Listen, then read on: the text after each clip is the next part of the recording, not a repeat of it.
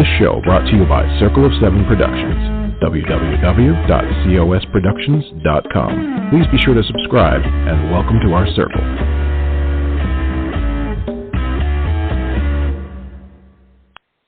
Hello, everybody. This is Patricia W. Fisher with Readers Entertainment Radio. It's July 1st. I have no idea how the time is just flying by, but now we're already to July, and it's crazy. So here in the United States, we're about to celebrate Independence Day this weekend, so everybody please be mindful, wear sunscreen, wear your masks where you can go out, even if you've been vaccinated, and wash your hands. That's always a good idea. Just wash your hands. And stay hydrated, of course, because it's been brutally hot in areas of our country that it's normally not so hot. And just go have a relaxing time if you can. And be nice to each other, because it's been kind of a crazy year and a half. So let's do that.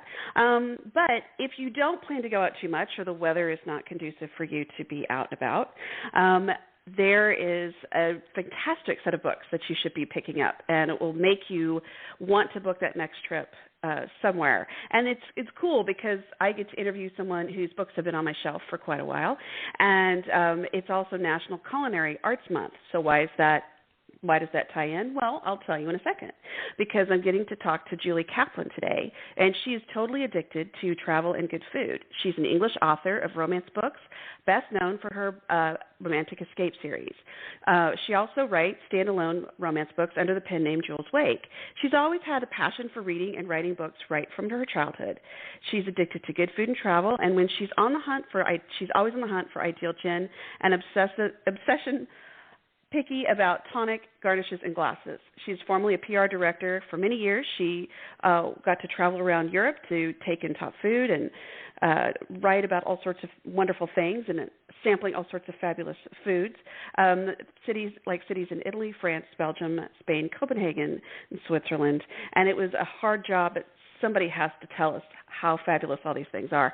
And Julie very willingly took up the cause for that. Her Romantic Escape series will take you from Brooklyn to Tokyo to Copenhagen and everywhere in between. Her latest book, The Little Swiss Chalet, is out now. And you can find Julie on Facebook, Amazon, Books in Series Order, and BookBub. Welcome to the show, Julie. How are you? I'm brilliant. Thanks, Patricia. Thank you so much for having me. Absolutely. So I'm a little envious. I'm a little you're envious because you're saying how wonderful the weather is and what a great weekend it's going to be, and it's grey here. We've had too much rain. Oh, well, it's been, I'm in San Antonio, Texas, and so it's supposed to be really nice this weekend, but I know other parts of the country it's just been brutally hot, where it's not normally so hot. We're pretty used to having 100-degree plus temperatures, but other parts of the country aren't. So we are lucky this weekend, because July 4th for us can be like that lead into that whole thing, can be just like a horribly brutal, just perfect, or just like torrential rains. I mean, you don't know. It could be crazy. So yeah, it's the same. It's the same here with holidays. You can never guarantee the weather on a holiday. Never. Yeah, you always have to have Plan B ready. Yep. So tell me, what was it when you were growing up? What was that first time you remember feeling like, I want to see the world? And I mean, what books inspired you to really want to get out and about and travel and see it all? So I was really, really lucky. My dad was obsessive about it, and he taught me to read at the age of 3. Mm-hmm. And that just opened up a whole world of books. And I became an obsessive reader and would just lose myself in other worlds. I mean, I used to love fantasy then, so Ursula Le Guin, but I loved Enid Blyton. I loved the Bobbsey twins, and I always wanted to go to America because I'd read about these wonderful adventures they had. I fell in love with Nancy Drew, the Hardy Boys. I mean, I read absolutely everything. And I loved American fiction particularly, and I wasn't the most adventurous child. I always wanted to curl up in the sofa with my book rather than go out and do things. I only got more adventurous when I grew up, and I got this amazing job in PR where I had to take food writers all over Europe on these amazing foodie trips where they got to eat the most incredible food and drink amazing wine. And at the time, I was only 21. It was a little bit wasted on me. But I definitely learned to like it all. And I remember coming back from a trip to Italy, which was superb. I'd been sitting drinking 20-year-old Barolo in this amazing chateau. And coming back to my friends, swanning back with bottles of wine. And they said, "What have you been doing this week?" Oh, wow. I mean, I can't even imagine a more fantastic job to have at that age. I mean, I would have it now, and I am definitely not 21 anymore. But, I mean, wow, that just sounds tremendous. Oh, it was fantastic. I got to go to some incredible places. And that was for Lavazza Coffee, the Italian company. So they were really connected. So we got to go to Cinzano. We went to the nobleman's house up in the vineyards. We went to a Michelin-starred restaurant. We went to a restaurant where we had 12 courses just for lunch. Wow. It was absolutely awesome. And that's really, those trips inspired my first book in the Romantic Escape series, The Trip to Copenhagen, where my poor heroine has to take 6 journalists. And I relied on quite a lot of experience because I did actually lose a journalist at Heathrow Airport before we'd even left the country. Oh, no. Well, Heathrow is quite adventurous just to get through. So, yeah, that was that's definitely easy to do. Yes. So a lot of that book was based on personal experience. So when you're going on these journeys, and I'm assuming back when you were going, you weren't necessarily thinking, one day I'm going to write books about this. But, I mean, were you taking notes, or were you just tucking away mental notes? Or, I mean, how were you? Because a lot of what you've written, you've experienced, like whether it's just the food scene or the, whatever. But were you pulling from those mental notes, or have you written stuff down? No, because when I first set out, we decided that I'd write the book set in Copenhagen. My editor actually asked for it to be set in Copenhagen, and I'd never been to Denmark or Scandinavia, so I actually booked a trip. So it was a specific research trip, and I took loads and loads and loads of photographs of the food, the places we went. So I didn't take any notes while I was there, but I just took hundreds of photos. Yes. For me, when I look at a photo, because when I'm writing, I'm a very visual writer, so it unfolds in my head, and I write down what I can see in my head. It's like I'm watching a film, although I'm making the film up. So using photographs is really evocative, and that's what I tend to do when I've been on a trip. Now, obviously, when I went to Brooklyn, that was a family holiday, and I hadn't even thought about writing a book. But again, I've got lots of photos. But I will go back and do some research. I mean, I absolutely adored Brooklyn. We stayed right in the heart of Brooklyn, and it was fantastic. And that was more of a touristy trip. It wasn't a holiday. We did lots of visiting and travelling to places. And again, we took lots of photos. So I had those in my bank when I decided to set a book there. But if possible, I will try to go to a country when I know I'm going to set a book there. The research sounds dreadful. And the great thing is it's tax deductible as well. Right. And you can say, and there it is, right there on the cover of my book. Ta-da! Yeah. My grandfather's parents immigrated from Denmark in 1918. And we have their papers from Ellis Island and all that. So when my grandfather... I was in college, and my brothers were younger, but they took us to Copenhagen to meet family members that were still around. And I remember trying to learn some Danish before I went because my feeling was, I'm in your country, I'm going to learn some. But I had taken Latin-based languages up to that point. You can't really learn Danish out of a book. It's really hard. So my cousin said, "Don't bother. There's only 5 million of us that know Danish, so don't worry." I was like, okay. I'm a big fan of Scandi thrillers. I don't know Yes. if you have them in America, but we have a lot of subtitled. So you'll hear them gaily speaking Danish on the screen, and after a while, I'm convinced I can understand every word because it's subtitled. So as far as I'm concerned, I'm fluent in Danish. Yes, of course. So why did your editor want you to start in Denmark? Why did they start in Copenhagen? Because she's absolutely fanatical about Scandinavian countries. She doesn't do heat. And she'd fallen in love with the concept of hygge, which is spelled hygge, Hygge. I don't know if you know what it means.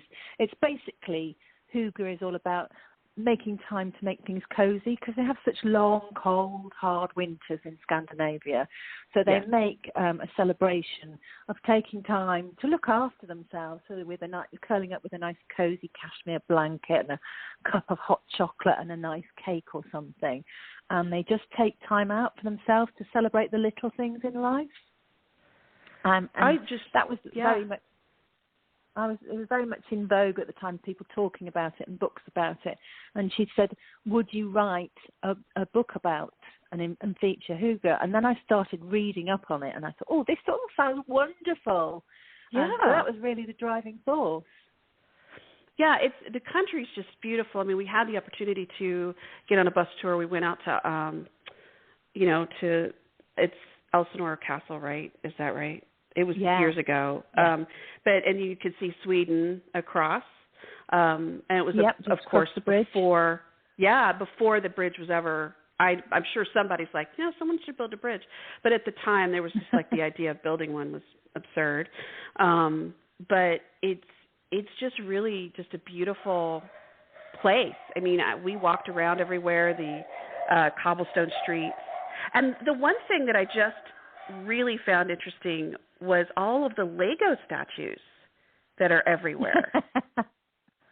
I mean, it was like, oh yeah, that's right. Lego was, created in Denmark, but I mean, they are everywhere. Huge statues. So the really interesting thing about Denmark, apart from how beautiful it is, which I didn't know until I started researching for the book, is that it's been consistently named as the happiest country to live. Yeah, lots and lots of different charts. So there are lots of books about why Denmark is so happy, and the whole philosophy behind that is really, really interesting. And I read a book called The Year of Living Danishly by a lady called Helen Russell. I really recommend it. Basically, her husband got a dream job, his dream job, working for Lego.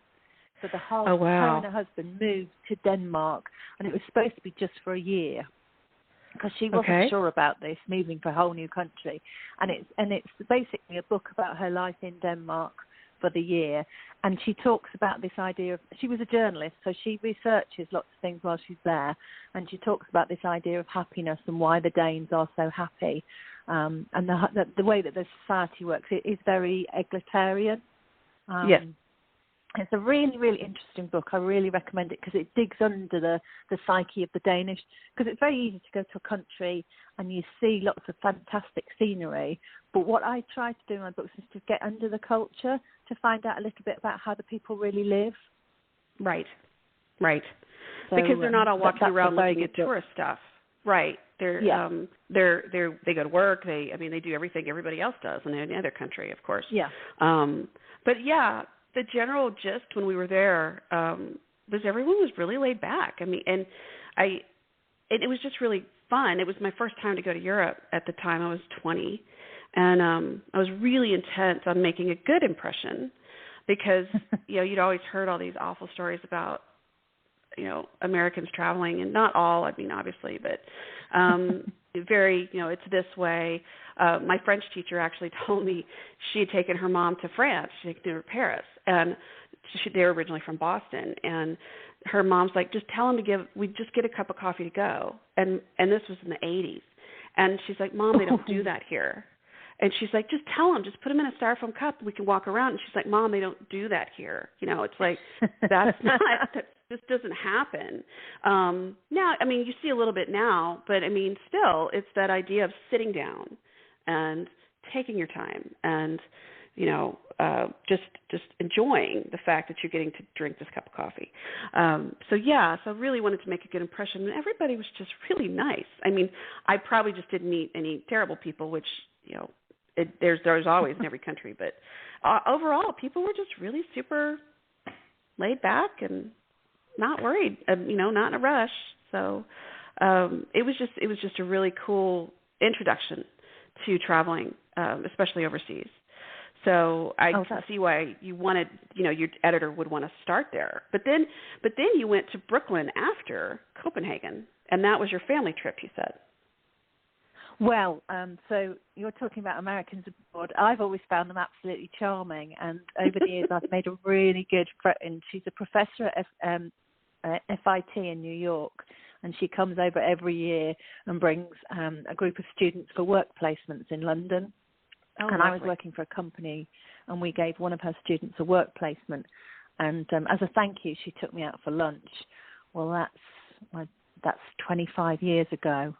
And we've met up every year for lunch, once a year ever since. And she always said, if you ever come to the States, come and see me. And she's got a place in New York, which is tiny flats, which you couldn't stay in, but she's got a place out in the Hamptons as well. Yes. And so when we went to New York, we met up for dinner with her and her husband, and then we went out to their place in the Hamptons. So, and my friend Roberta is Brooklyn born and bred, so I got lots of insight from her. And I just loved the vibe, actually, in Brooklyn, because everybody talks about New York and it's Manhattan they think about. But actually, Brooklyn's got so much character. And we absolutely fell in love with it. We were in a really nice neighborhood, really lots of interesting shops and restaurants, and sort of real people lived there. And so I absolutely fell in love with it. So when they said, we'd like you to write a series of these, I thought, I'm going to set it in Brooklyn because I just fell in love with it so much. And you've got that great sort of coffee vibe there. So, that was why Brooklyn. Yeah. Well, and when you go do your research, I mean, it would be tempting to go to, like you're saying, the more touristy areas, like Manhattan and Fifth Avenue and what have you. And it would be easier in a way to do that because that's what people are used to seeing. But when you're doing your research, it's like you're finding those little nooks and crannies and those tiny little shops and those off the beaten path type places. Do you just kind of wander and take pictures, or do you sit down and listen and talk to people? I mean, what is your process when you're doing this? So I will talk to people. If I can find someone in the area, I'll try and talk to them, because when you're reading a book and it's set in a place that you've been or you're going to, you want to read about the famous places, but you also want the secrets that not everybody else knows about, and it's a kind of, that sounds interesting. So I do really try to find a balance between the well-known and the secret hideaways. So I will talk, if I can, I'll talk to people. I mean, there's so much information on the internet as well. I mean, all of the countries have the most fantastic tourist websites and magazines and that sort of thing. So I'll sort of trawl through those as well to try and find. I do try and feature real places where I can. So, for example, Copenhagen, when I went there, I only had a weekend, but my husband had met a girl who'd been there and lived there for a little while, and she gave me a list of places to check out. Nice. So I did actually go to them. And so I think there's one called Duck and Cover, which is a bar, which I mentioned in the book, and a restaurant. And because I went with a girlfriend, and we visited all those places. So they're described as they really are. And then in Brooklyn, my husband's a real foodie as well. So when we were there, we surfed TripAdvisor to find out the best places. So we ate out a lot in Brooklyn and found a lot of really interesting restaurants. So I used those as well. So it's a little bit of on-the-ground research and desk research. It's a real combination. What has been the biggest surprise when you've gone to Copenhagen, to Brooklyn, to Paris, to Tokyo, to Ireland? I mean, Ireland's coming up this year, but you've gone to these different places. What has been the biggest surprise? this is going to sound really weird, but going to Ireland was the biggest surprise because it's so like the UK. I was expecting it to be very, very Irish and very, very different. And in a lot of places, when we were driving, it's like, oh, this looks like Wales and this looks like Scotland, or this looks like part of England. So for me, writing Ireland has been the hardest part because it's so close to home. It's not that different. Apart from the road signs are all in yellow, where ours are in white and things like that. But I've had to work really hard to find the differences. But I felt very at home there. I mean, have you been to Ireland? I have not had the fortune to go to Ireland yet, but it's on my list. Oh, it's absolutely beautiful. I completely fell in love with the countryside. And the people are really as friendly as the portrayals, as the stereotypes and everything. So, but the landscape was very similar to home, especially one of the features, which probably doesn't mean anything to you, but to me, I grew up in the north of England, where we have what we call dry stone walls. So all the walls between the fields are built of stone, but they're not cemented. They're cleverly built, and they stay in place for years. And in Ireland, they had lots and lots of these dry stone walls, which to me are really familiar. But of course, to a reader from America, they probably aren't. The biggest surprise in Ireland was how like home it was. Yeah, and it's interesting when you travel, and I always anybody who has the opportunity to do it, especially if you're younger and you can go to a work study or exchange, I say take it, because it just makes that lens of yours, even if you think very broadly, you're not the center of the universe, or this is not the only town on the planet where you live, but that lens gets significantly wider on so many levels. And I'm trying to think of the right word. It's just enlightening, I guess, to see how similar people live and then how differently people live. I think it's the age-old adage, isn't it, that travel broadens the mind. That's one of my regrets that I have. I mean, I did live in New Zealand for a little while, but it was only 6 months. But my husband lived and worked in Germany, so he's fluent in Germany. We visit quite often.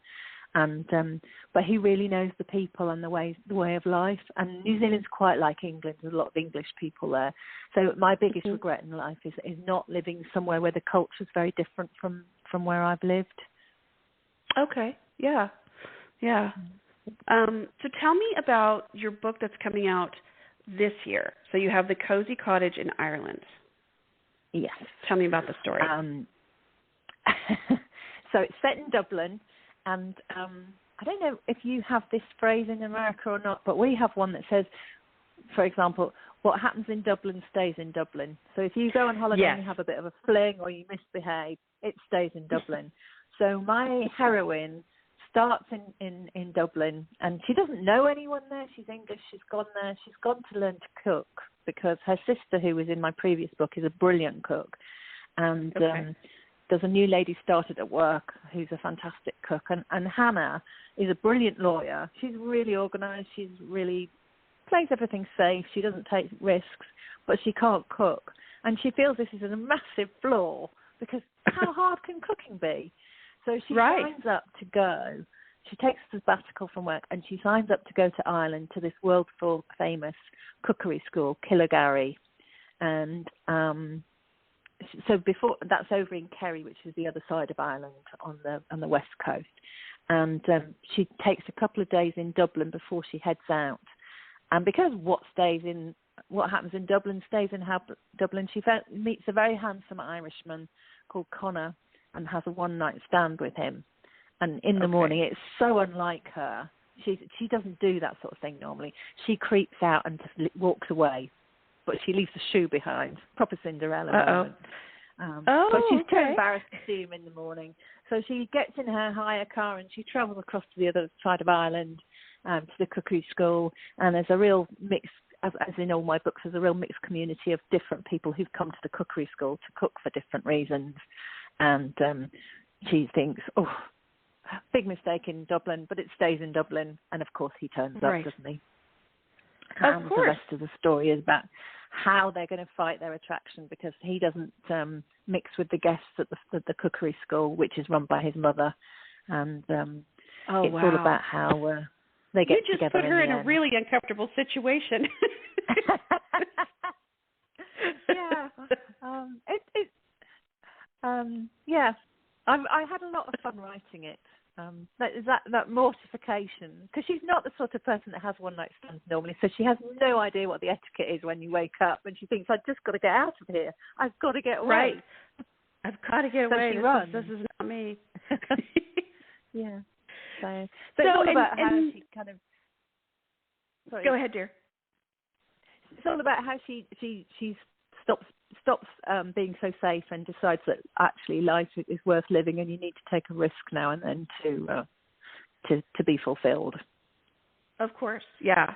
I mean, it's there's nothing. I would think there would be, we all have our regrets, but I mean, if you can take that opportunity, I mean, obviously you don't want to get too nuts, but I mean, I think sitting on the sidelines forever is hard, and that urge to travel or move or see something else, and so you've pushed that character out of her comfort zone for sure, and that comes out this September, correct? Yes, September the 29th on Kindle. Okay. And the paperback's out in November. Okay. And so for anybody listening, you still have 7 books to read before Julie's newest book comes out. So she's got you covered, because you can travel to Copenhagen, Tokyo, Croatia, Brooklyn, the Northern Lights, and Switzerland in the meantime, and Paris. So, and it is so fun to see, like the little patisserie in Paris, and you were talking about these different little places and showing, and my husband and I got to go to Paris about 3 years ago, and our daughter did an exchange program, and she was in Lyon. She was outside of Lyon, in Aix-les-Bains, and she got to be there with the 100th anniversary of the end of World War I.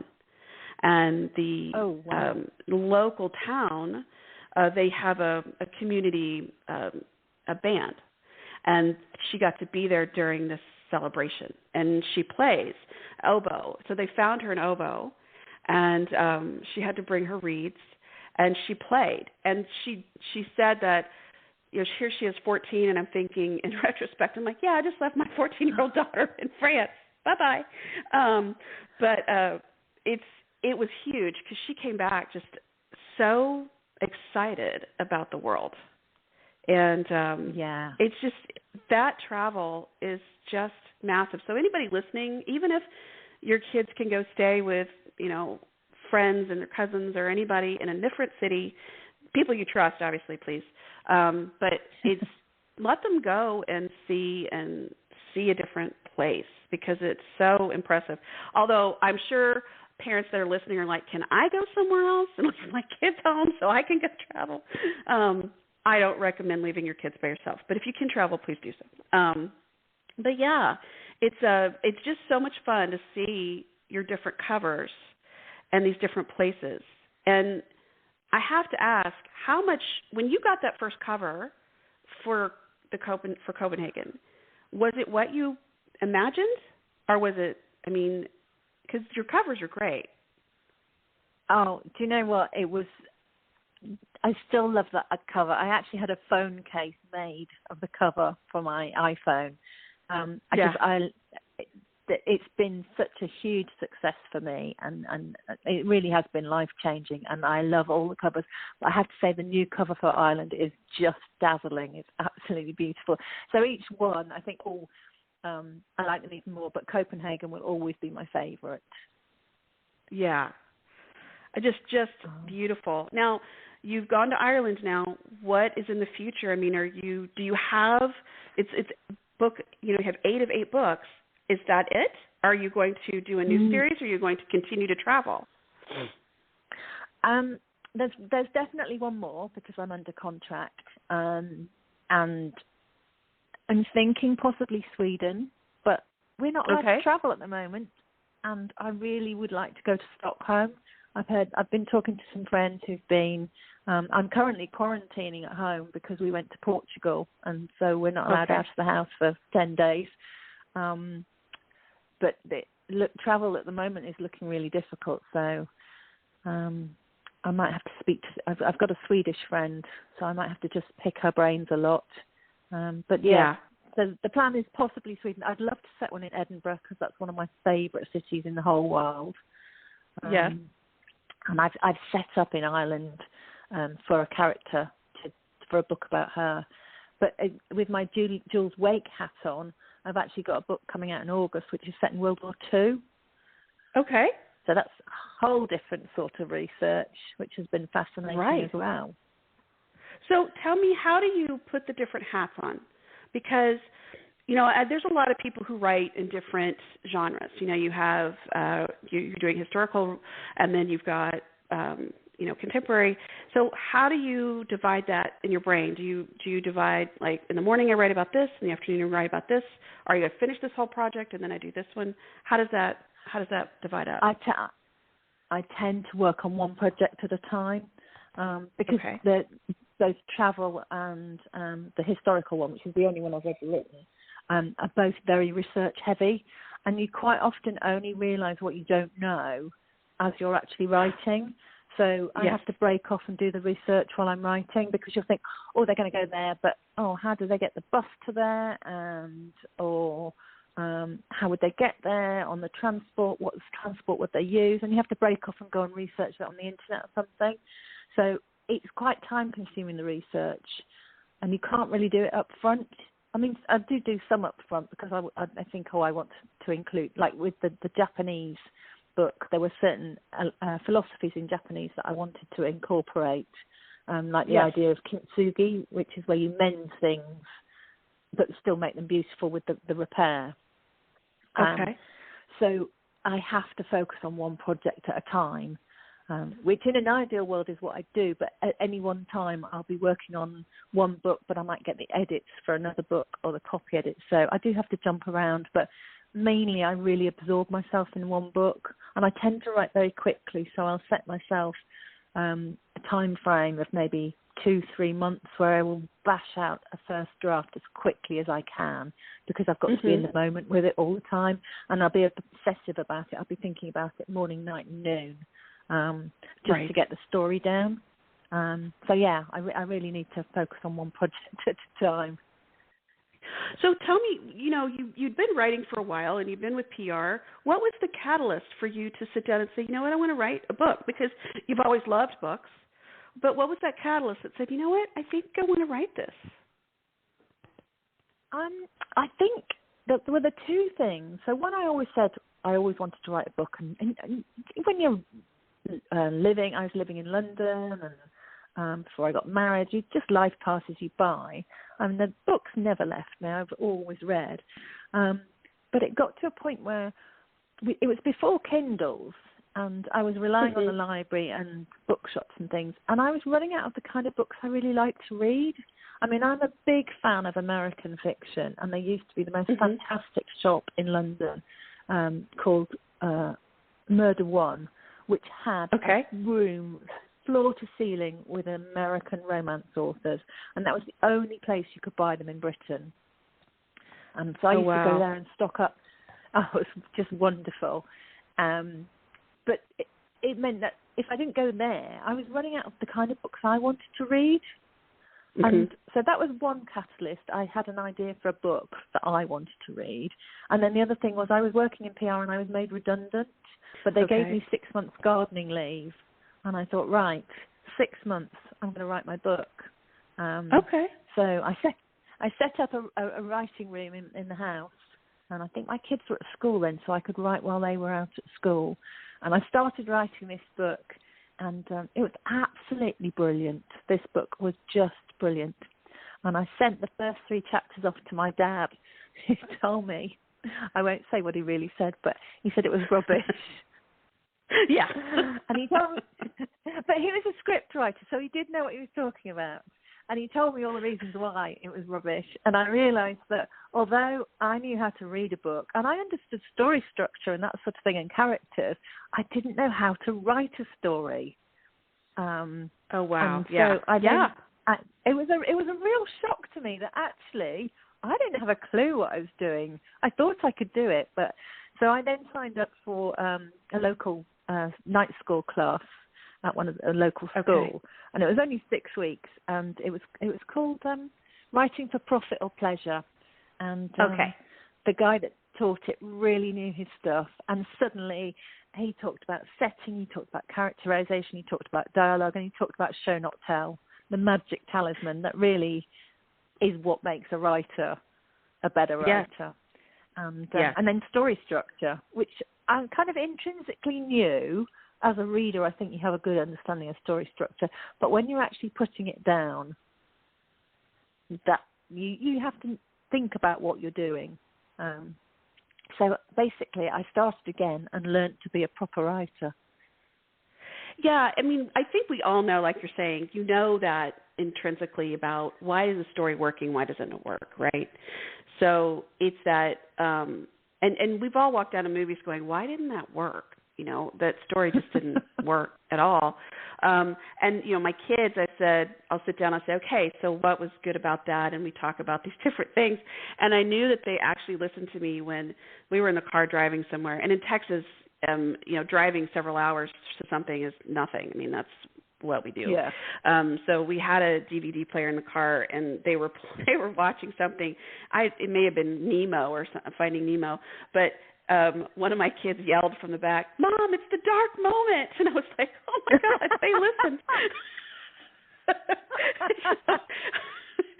But now it's one of those things like, okay, so why didn't this work? So yeah, I mean, that natural storytelling, I think we get it, but to write that, to make it work, is a totally different animal. And so yeah, I mean, that's wonderful that your dad actually, I mean, I'm sure it was like, really, Dad? It's terrible. But to know the story structure is a big deal. Is so. I'm so glad you did, because now we have all these books. So I'm super excited. So tell really me, you're talking about. Yeah, go ahead. So talking about your kids, because my son's training to be an actor. So we on car journeys, taking him to university, we'll spend hours talking about character and character development and character arcs. So that's been really interesting, exploring it from a slightly different perspective. But sorry, I interrupted you, but I was just thinking, our kids sometimes absorb a lot of stuff from us that we don't realize we've been telling them. I know. Well, and even, you know, our family's like obsessed with like superheroes, Marvel stuff. And so it's fun to sit down and say, oh, so here's the story arc. And I've talked to my kids, and I'm like, man, I can't even imagine being in the writing room when they were starting this whole thing and planning this massive story arc over 22 movies, right? And so everybody has to pull that thread for each character to make sure it's true to the character. And it's like all these different things happening. And we've talked about how Pixar does it as well with their movies, and you know, they've pulled. And so now when we're watching these, like especially for Pixar, it's like, oh my gosh, they went a different direction than we anticipated. They threw us for a loop, and it fits, you know. And so it's fun to watch it from that perspective. But my poor kids, you know, when they start dating, they're whoever they're dating, they're gonna be like, really? I just didn't like the movie, you know. So they're like, no, the story arc, and the beats didn't happen. My son's prerequisite for every girlfriend is they have to sit through all the Marvel movies to start with, so that he can talk about them. All of them. So we can have conversations. All of them. It's important. So I have to ask you, if you were approached by your dream director, producer, and they said, we want to make your book series come to life, who would play Kate Sinclair in your first book, actor-wise? Oh, I'm a huge Carey Mulligan fan. Mm-hmm. So it would probably have to be Carey Mulligan, because I just think she's brilliant. She's fun. I love her. A lot of fun. She's played some really interesting roles. Yeah, she has. Oh, she's in the new one, which I haven't seen. Oh, yeah? I can't think what the film's called, but it looks a really interesting part where she's playing a woman who leads men on and then gets revenge on them. I can't think what it's called. It's been quite... Oh, it's a nice young woman, or... something like that, yes. Yeah. Is she a young woman? Yeah. Yeah. So, Yeah. I think she's a brilliant actress. So. Very intense. Yes. So you want to write in Scandinavia? Is there? Do you have a list? If they said you can write as many of these books as you want, where else would you write about? Well, I was in Vietnam. I'm trying to think when the sort of COVID outbreak started, and we actually had to come home early. So that was March 2020, and I would love to write about Vietnam because I absolutely adored the country. I really did. I'd like to write about Scotland. I'd like to write about Canada. I'd quite like to go to some of the Latin American countries. I'd love to go to Cuba. So the list just gets longer and longer, really. I suppose it depends on how long the readers want to keep reading them. Do I have to stop at some point? I don't know. My editor and I keep umming and ahhing about it, but I definitely want to write one in Scotland. Right, and then Sweden. Well, Sweden would be possibly next, but it just depends on travel plans because if I can't get there, it's very difficult to get that authenticity. With something like Paris, that's quite easy because I spent a lot of time in France. I've been to Paris numerous times. So that was, we did go on a research trip and I visited all of those patisseries, I promise you. And it's all about the research. It's tough, but someone's got to do it. Right? But it makes such a difference when you go to the country and just unpick below the surface. And so, Scotland's easy. I've got Scottish relatives. I absolutely adore going to Scotland. We go to Edinburgh every year. I love the Highlands. Real passion for Scotland. So that would be a really easy one to write. But whether someone wants to come back to sort of this area of the world, so close after Ireland, I'm not sure. So the world's my oyster, basically. Yeah, that I know. I remember taking a class years ago, and someone was saying you could write about other places in the world because of the internet, and you could look up stuff and TripAdvisor, and all that's valid.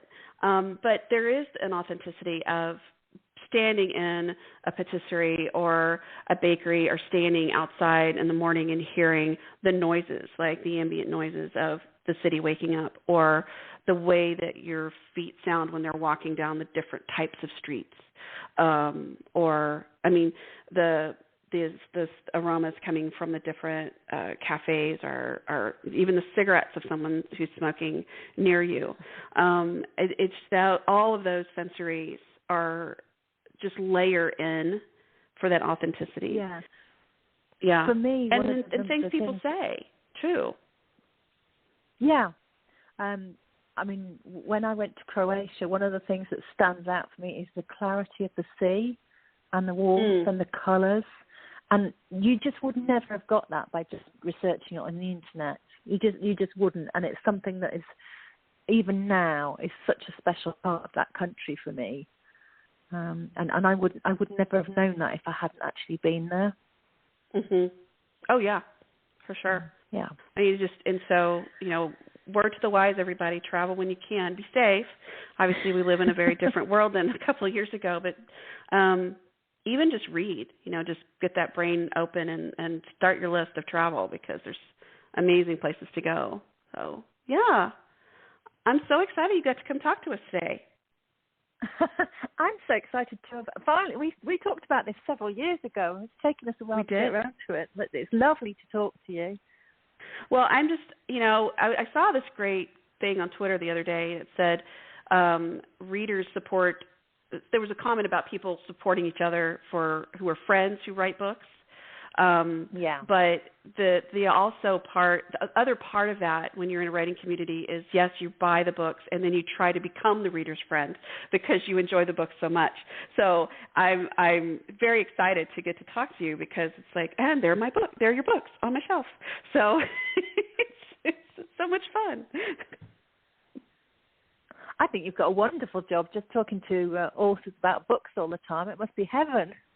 It is. I love it. And I can do it from home, and it makes it's cool to be able to. I call myself a book pimp because I just basically start just like throwing books everywhere and telling people you should read this. And it's funny. A lot of people really love to read, and especially in the last year and a half. So it's been a wonderful gig to have to get to talk and brag about all sorts of books and people. So I'll do it as long as they let me. Well, I love talking about books and authors that I've enjoyed and sharing. I mean, I'm really fortunate. Locally, there's another writer, and we both love the same sort of books. So we're always recommending to each other things that we've read, which is and also on Twitter with other writers. Everybody in our sort of romance genre loves to share our books. So I've got a huge to-be-read pile of wonderful-looking books. Oh, yeah, me too. So it's I've added another one yet because I've got the pre-order going. So if you want the latest book from Julie, it will be out in September. But in the meantime, you've got 7 books to read before. So go ahead and get on that if you have it. So thank you again for coming today, Julie. I really appreciate you. Oh, I've really enjoyed talking to you, Patricia, and I hope we can do it again sometime. Please do come back and talk to us again. That would be lovely, and I hope you're having a lovely day over there in Texas.